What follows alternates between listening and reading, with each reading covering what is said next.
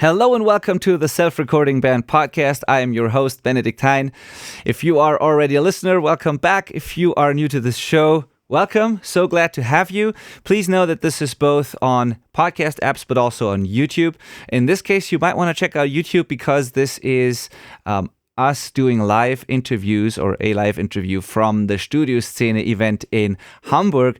We just got home from there by the time of this recording, and it was a phenomenal week. And when I say we, I mean the team at the Self-Recording Band. We've spent a week there at a conference, trade show, and we also did live podcasts on the Studioszene Sofa there. They were live streamed to a bunch of different channels, and now we're also sharing them on the podcast. So I think the experience is even better if you watch this on YouTube. All right. Our guest today for the interview we're sharing on this episode is Ady from Hit the Road Music Studio. And this is, I think, really, really cool because it's the perfect kind of DIY case study for many reasons. So yeah, excited to share this interview with you. As always, I'm here with Malcom Owen Flood, my friend and co-host from Canada. How are you, Malcolm? Hey, Benny, I'm doing great. How are you? I'm doing great as well. Had a long drive back from Hamburg and then spent the Sunday with my kids and then the evening at the sauna. So yeah, I'm feeling refreshed and excited because of all the things that happened in Hamburg. I have a huge list of things to go through now and, hours and hours and hours of content that we filmed and a lot of follow-ups. But yeah, it's just exciting and has been a great time. Awesome. There's one thing I regret about our trip to Hamburg together, and I think we should have made a point of trying to find some live music one night. We surrounded ourselves with audio stuff all weekend except for somebody actually playing. Oh yeah, you're totally. That would have been great. Right. Next time. Let's make sure we go catch a show. Next time. Speaking about next time, please save the date. Studioszene Hamburg is gonna be happening October 22nd to October 24th, 2024 in Hamburg again. Please, you want to be there. It's been really fantastic this year. It's gonna be even better next year. There are master classes, there are workshops, there's different stages, incredible producers there. We can't say anything about next year yet, but this year we had Warren Hewart, we had Jason Joshua, Jill Zimmerman was there, Purple Disco Machine, all kinds of genres, very, very successful people sharing their knowledge. Then lots of great vendors as well, great gear that you can check out and try. And yeah, it's going to be even better next year. So you want to be there. It's been a blast. And the guys at Studioszene did an amazing job organizing all of this. So yeah.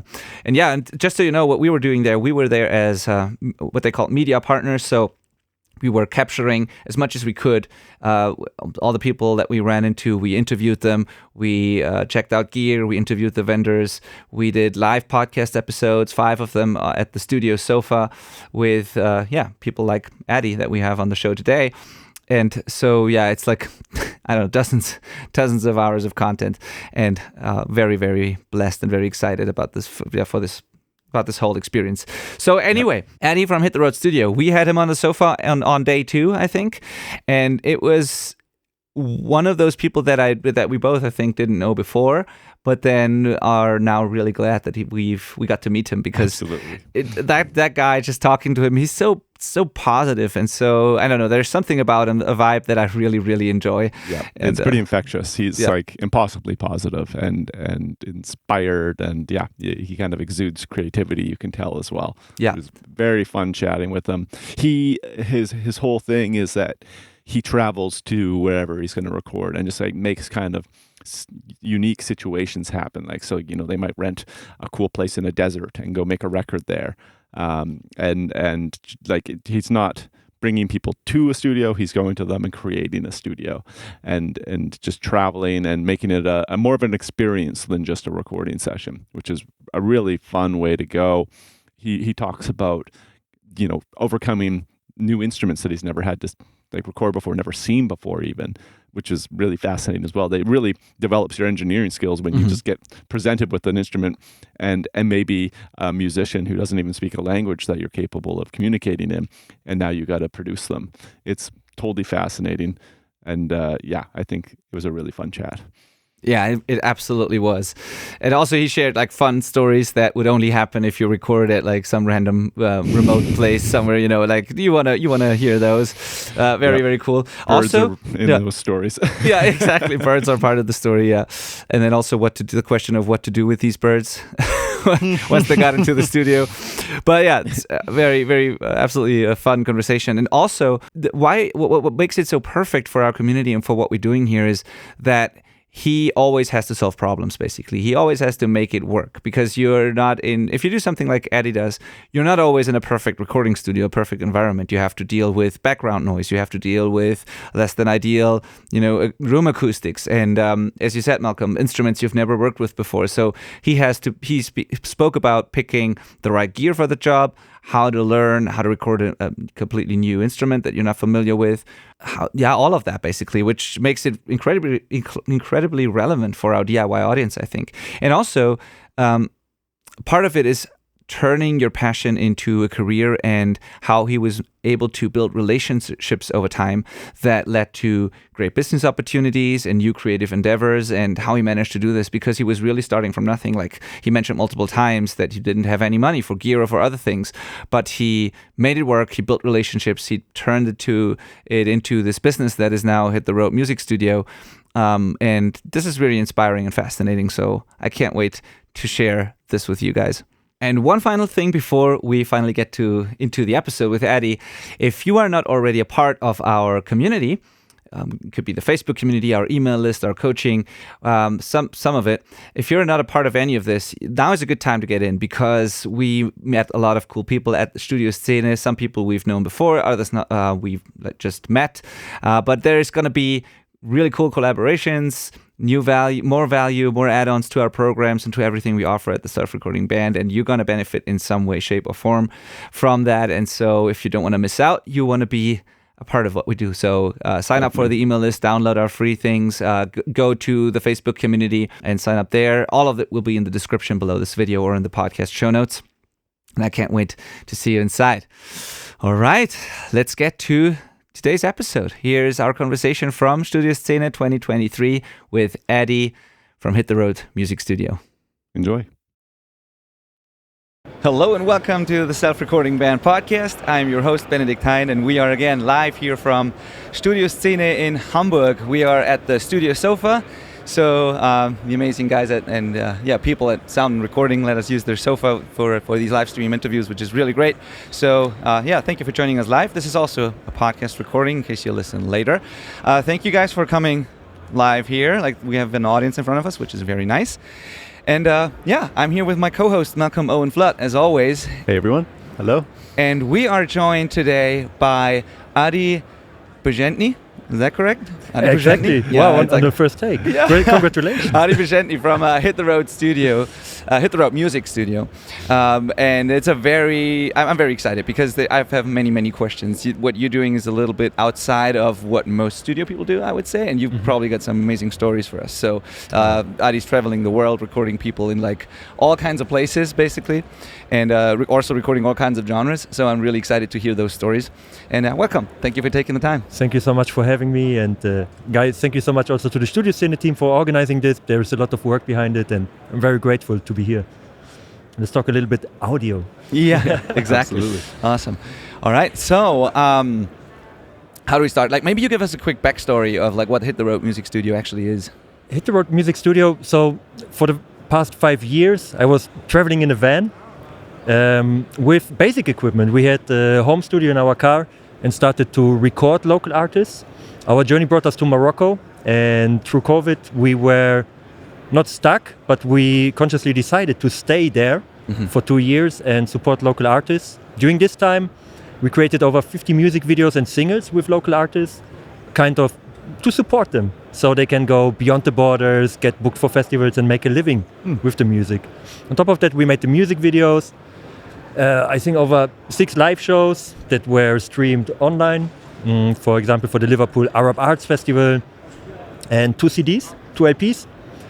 And after the borders were opened again, we continued our journey and recorded in Albania, in Greece. We worked in refugee camps to bring the music to the people there and a little bit of normality back in their lives. Been to Armenia, There are 4 documentaries out now, and I joined to produce like a pro team with Warren Hewitt, who kindly called me via Skype after he followed our journey. And this journey brought us everywhere. It's Awesome. incredible. Awesome. Yeah. Sounds really cool. One question that comes to mind might sound like an odd question, but still I think it's some people might be wondering, if you do something like that, I assume like the budgets for those records or those productions are not really big, right? Probably in many cases. So how do you, I mean, I might totally be wrong, but like how do you make it work financially so that you can travel for a long time, record in cool places with all these people and still kind of get by, you know? It's like, in case people are wondering and they want to do something like that themselves, how does that work? I was wondering too. Yeah. When we started, and the thing is, at the beginning we were supporting local artists, and we had something that went beyond financial security. So I want to tell you that I didn't have any cash at the beginning of the month. Every month for 2 or 3 years started by zero, literally by zero, and I had to see how we get by. The cool thing is, and this is what I love in music is community. So we were living for 6 months in the desert. We had a place to stay. We were surrounded with our friends, making music. We had food, and we were safe. Yeah, cool. Maybe our desires were, you know, I couldn't buy the latest plugin that came up. Of course, yeah. And like, but basics were covered. Like, exactly, more and even more than the basics. Like it was a really good reset. Awesome. And during this journey, later I could learn how to build a business out of it. And now I'm living from music. I'm booked until March, which is great, which I'm really grateful for. And and it's some important work that you've done there, actually. Like you've done those people a service, like, and you know, it's like very, very cool. Yeah. Thank you so much. I'm always thinking, you know, when we came back after this journey, I'm always thinking, like, did we really help the artists? Did we really support the artists? And I'm still looking for new ways how to support them, for example, financially. And the next step, what I think is really helpful, will be the opening of our music production school in Morocco. Oh, wow. Where kids will learn how to record.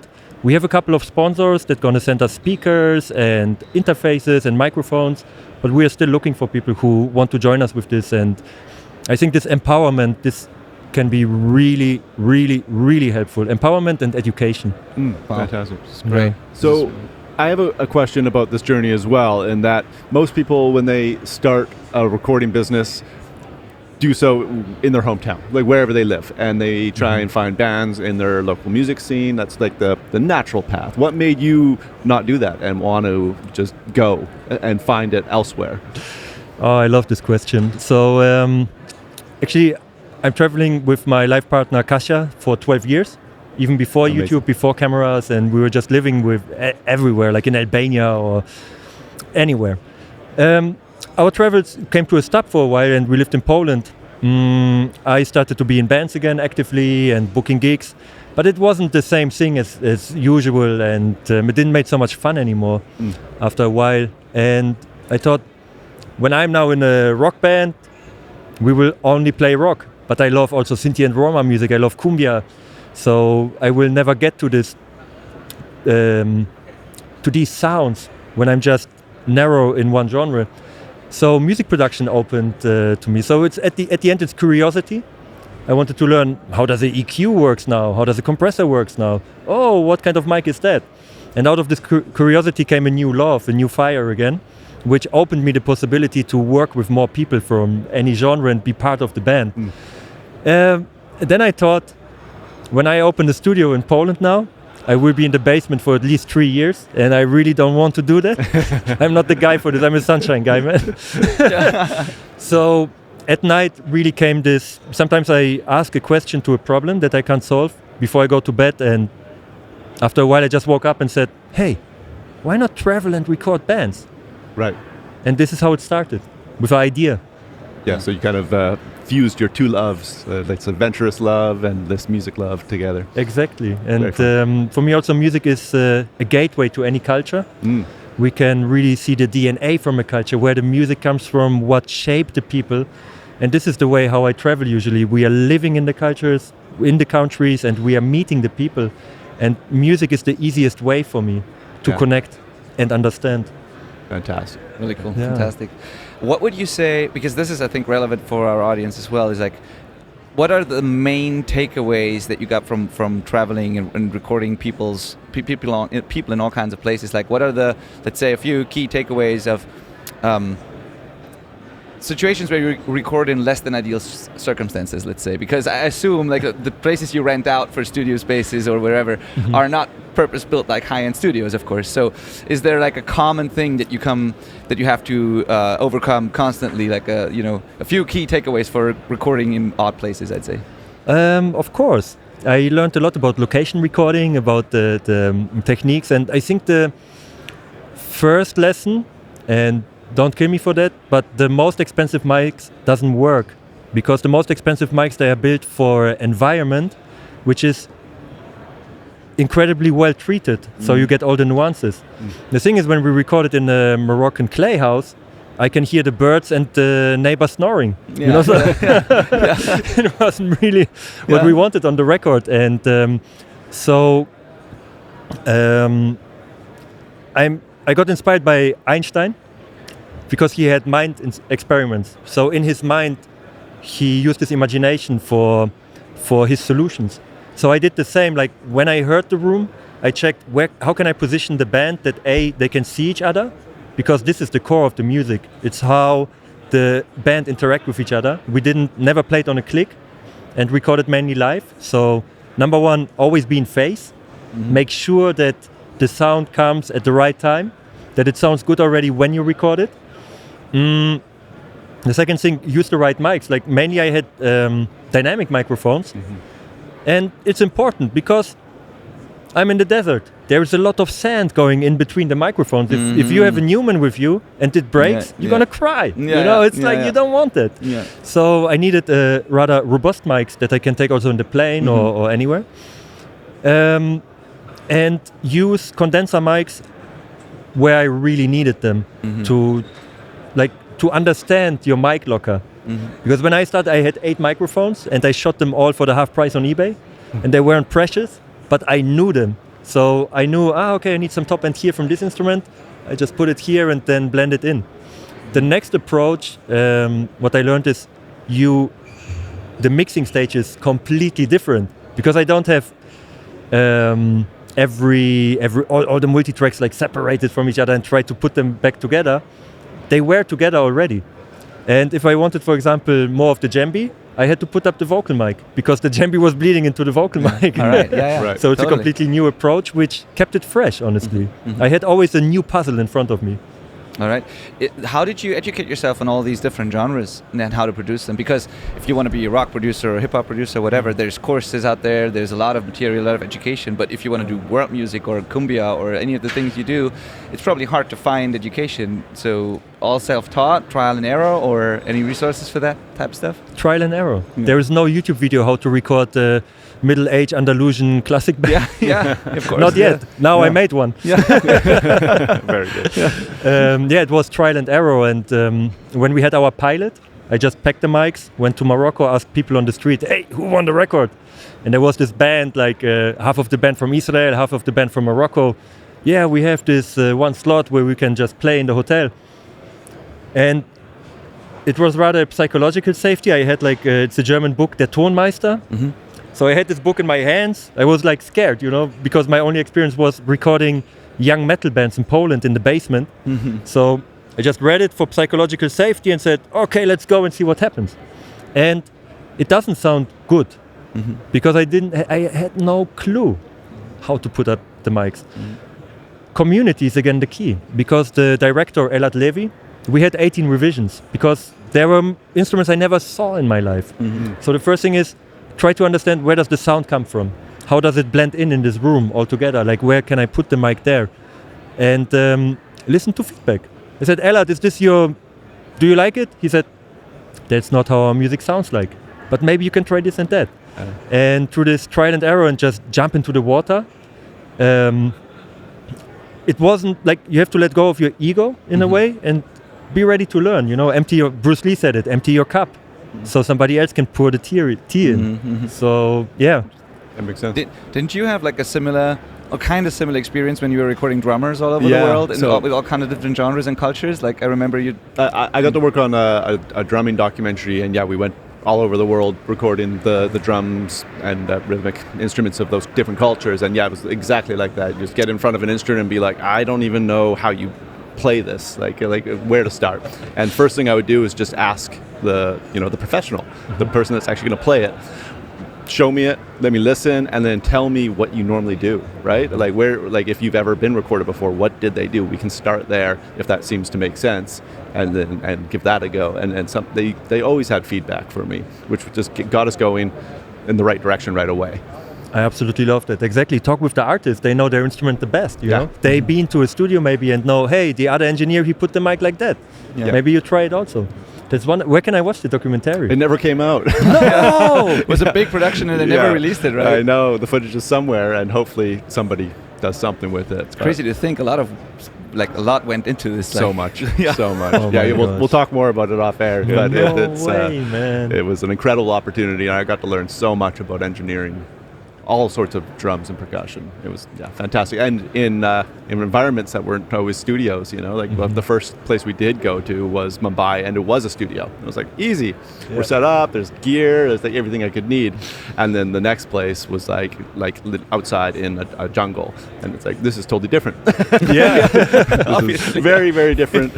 I don't have a mic locker. I just have what's in my backpack and batteries, so let's go. Wow. So it was a very fun experience, and I'm sure you can relate to that because it's different. Especially with drums, because when you record drums outside, you have no reverb that comes back where the low end really sits. Yeah. So respect to them. Very fun. Very fun. Wow. Do you have any tips on how to overcome the problem of being in the same room with the band that you're recording, where you cannot monitor in real time? Because that's what most people do in the jam space as well. You don't have a control room and like a live room. You're probably sitting next to the artist. You have to record, listen back, and is there any takeaways there for our audience? How do you go about that?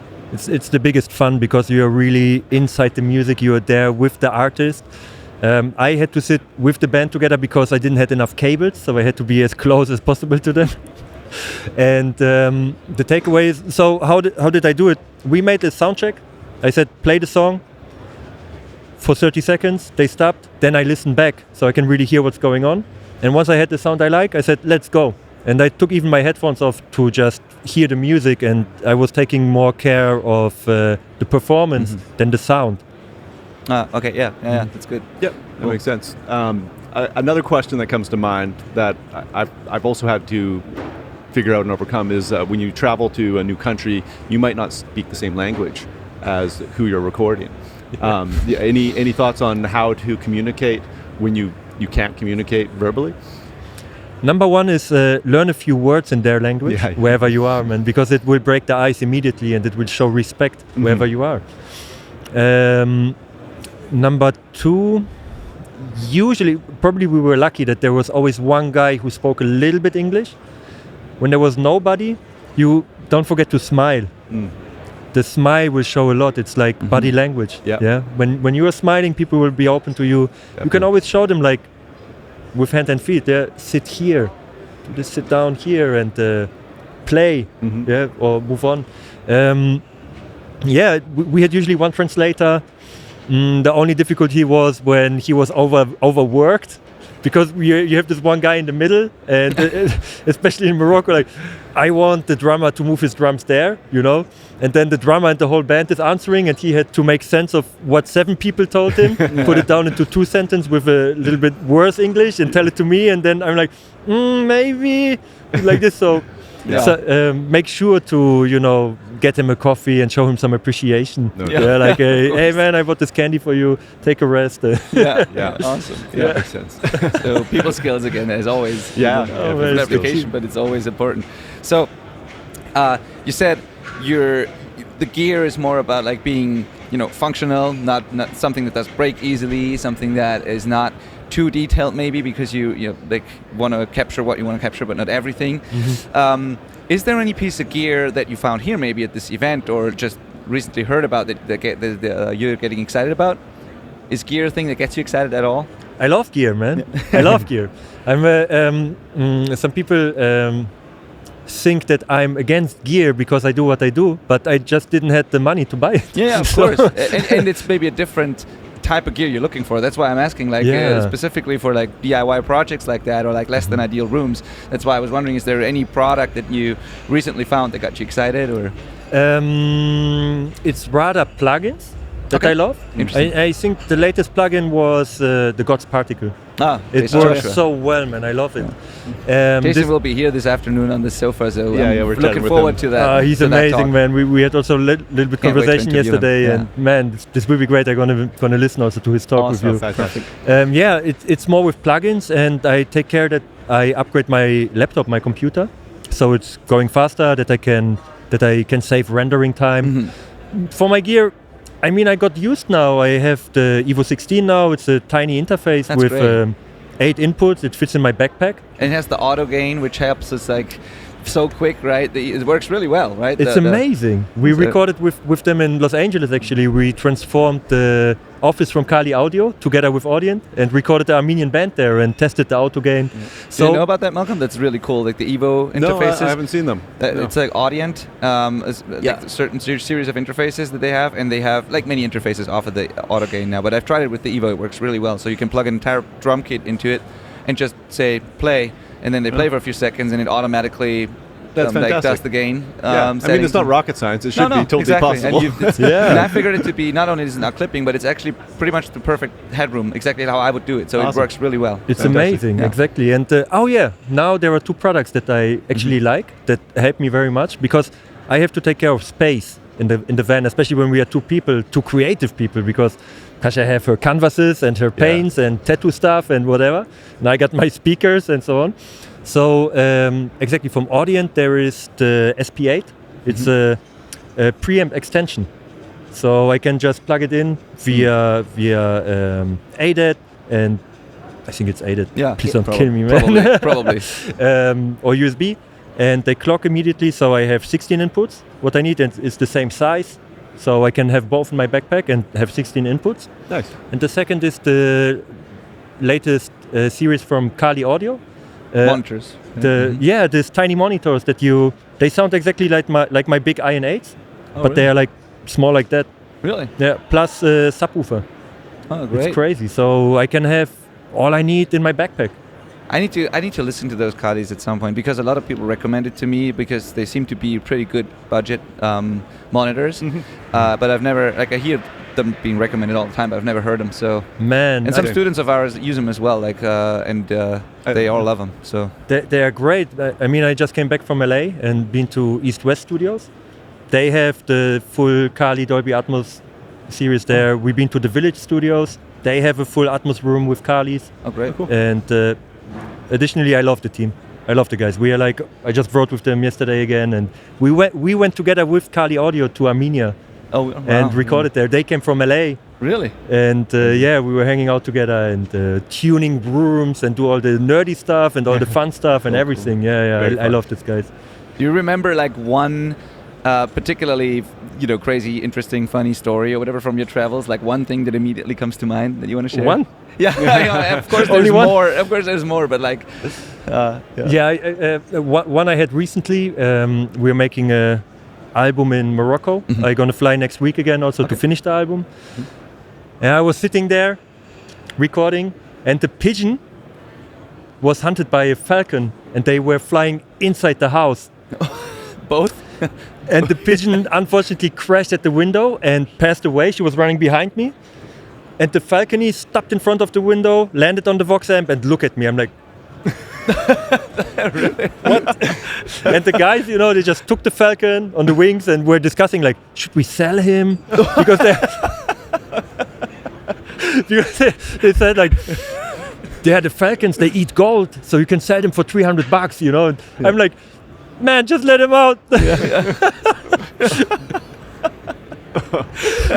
funny. Yeah, this was crazy. Incredible. Crazy. Yeah. Wow. And we wrote a song about it because I'm now back an active musician. Our album From Babylon to Timbuktu, together with Ayub Humana, will come out next week. So we are talking with BMG this Friday, and if the deal is good, we're gonna maybe delay it. If the deal is not good, I just press the button and it's out. Yeah, awesome. Yeah, So, that's the way to do it. Yeah. Yeah, and one song is about it called Falconi. All right, perfect. That's a great story. That's a great story. Yeah. Yeah. So, what would, and then another like one of these questions is like one general piece of advice, if you could tell our audience, like the Self-Recording Band is what the show is called. So we're talking to DIY musicians who record themselves. Like, what's the one piece of advice you would give someone getting into recording with your experience? Don't block yourself by music is creativity, music is love, and music evolves through trying. Mm-hmm.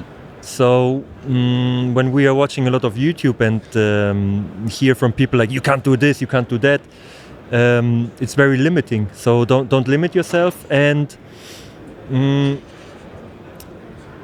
get as soon as possible out there, hands on, and do the mistakes. Don't be afraid of mistakes. Mistakes are beautiful. And there are challenges. You will grow through these challenges. Question things and ask people who also do the same thing for advice. Don't ask somebody who have a day job, like, hey, should I be a creative musician? They will tell you, no, man, go to the office and pay your rent. It's like, that's what they're going to tell you, you know. Advice, and it's all right, because people will give you advice from their perspective. From their perspective, and your closest friends will give you advice because they love you. They don't want that you do any mistakes or that you end up broke or whatever. Yeah. But anyway, try to ask people who did it. Yeah, and always be curious. Just be curious, you know. Again, Bruce Lee, empty your cup, listen. Like even, this is what I love about engineering. This is why I love to be here also, because we have this community. We can talk about compressors again. Again. I know that we talk about it again, and we have this community who loves to do it for the next 3 days again, you know. And always be curious. See what else can you learn. That's great advice. So another interesting question that I sometimes ask people is, if you could travel anywhere you wanted, like, because you travel a lot, but let's say you could travel anywhere you wanted, and also time travel is allowed, who would you want to meet and record? Like, who would that be? Can be, like, doesn't have to be alive anymore. Like, time travel is totally allowed. Joe Strummer. All right. I'm a huge Clash fan. Didn't expect that one. Yeah, man. I grew up with punk rock. I got the tattoo here from the Clash. It was made in Kosovo, actually. It was a crazy story also, but it's another day. No, like, if it's not, like, don't have to. No, it would be Joe Strummer. I love his spirit. I love the music, and they, you know, I just been to London like the second time this year, and I made this Joe Strummer city walk. And just hearing the stories, like where they grew up, where they were squatting, where they were living. And from this aliveness, this music came up from being together, putting reggae together with punk and doing something completely different. Because, the first albums, they were like, right. Okay, but London's calling, they are mixing stuff. And this is beautiful. I would love to pick his brain and see and feel. And you know, the philosophy, like he was in his heart like a warm-hearted man. He wanted people to be together, especially after the Clash, you know. And he went through this path, like becoming a star, and then apparently being ignored again. Like going up there, falling down here, and then coming back with Joe Strummer and the Mescalores, which I love. I'm still listening to it. It was in the 90s or in the 2000s when they made it. It's incredible. So cool. Joe Strummer. Good answer. Yeah, very. Thank you. Awesome. Where should we send people if they want to learn more about Hit the Road Music Studio and about you? You're traveling, like, I assume they can hire you for mixing, mastering. Absolutely. You know, your courses. Like, give us a rundown. Like, where should we send people? Where should they go? The best way is usually Instagram. I'm checking it every day, so you can write me if you have questions or if you have ideas. Instagram @HitTheRoadMusic. Then our YouTube channel, Hit the Road Music Studio. And there is a playlist with over 92 songs that we now produced. Oh. There are subtitles to the songs, most of them, in German, English and Polish. So the Hit the Road Music Studio YouTube channel with the Hit the Road Music Studio playlist. It's a long name. I think I have also the longest email in the world through this. Then hittheroadmusicstudio.com.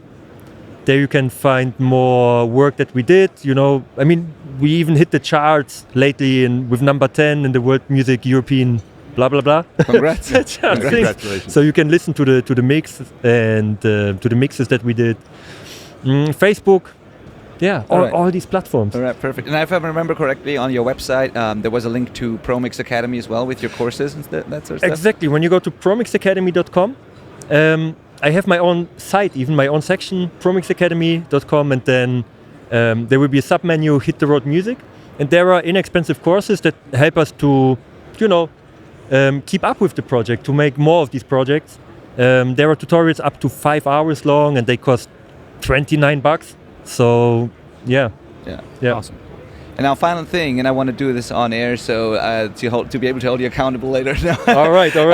We have a coaching community at the Self-Recording Band, and I sometimes bring in guests for guest masterclasses or workshops or just a group call or whatever. Mm-hmm. Would you be open to doing that maybe with us at some point? Because we have people in the group I know for sure they are interested in genres that I don't know much about, but you do, and so I would love to just bring you in there and introduce you to the group and then see what happens from there. I'm absolutely open for it. I'm also a private coach, so I'm helping people to finish their songs, showing them systems and guide them through this process. That's exactly what we do, but I love experts in certain things that I'm not necessarily specializing in. So that's wonderful. I'm absolutely up for it. Absolutely. And, so you heard it, guys. Ady's gonna come to the community. It brings some sunshine.